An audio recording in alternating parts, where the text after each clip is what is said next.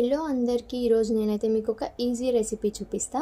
So first బాండీలో oil వేసుకుని పోపు దినుసులు ఆనియన్స్ వేసుకుని ఫ్రై అయ్యాక అందులో కొంచెం సాల్ట్ ఇంకా చిల్లీ పౌడర్ వేసుకుని ఫ్రై చేసుకోవాలి. సో ఇవి కొంచెం ఫ్రై అయ్యాక 2 ఎగ్స్ని బ్రేక్ చేసుకుని వేసుకోవాలి. సో మీకు ఎన్ని ఎగ్స్ కావాలియో అన్ని ఎగ్స్ వేసుకోండి. సో ఇంకా ఈ ఎగ్స్ అయితే దగ్గరికి వచ్చే వరకు మంచిగా ఫ్రై అయితే చేసుకోవాలి. సో ఈ రెసిపీ నేమ్ ఏంటో మీకు వీడియో ఎండ్లో అయితే చెప్తాను. సో ఇంకా ఇది అంతా మంచిగా ఫ్రై అయ్యాక ఆవకాయ పికిల్ ఉంటుంది కదా, సో ఆవకాయ పికిల్ని 3 to 4 స్పూన్స్ అయితే ఎగ్ ఫ్రైలో యాడ్ చేసుకోవాలి. సో ఈ ఆవకాయ పికిల్ ఎగ్కి బాగా పట్టే వరకు ఫ్రై చేసుకోవాలి. 2 to 3 minutes కుక్ చేసుకుంటే సరిపోతుంది. మనకి ఊరికనే ఫ్రై అయిపోతుంది అనమాట, ఎందుకంటే ఆల్రెడీ ఫ్రైడ్ ఎగ్ కాబట్టి. సో ఇంకా ఇది దగ్గరికి వచ్చాక కుక్ చేసి పెట్టుకున్న రైస్ అయితే యాడ్ చేసుకోవాలి.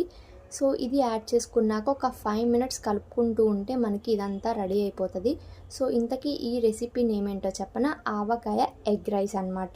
సో ఫైనల్గా రెసిపీ అయితే మనకి అయిపోయింది. సో టేస్ట్ అయితే సూపర్ ఉంటుంది.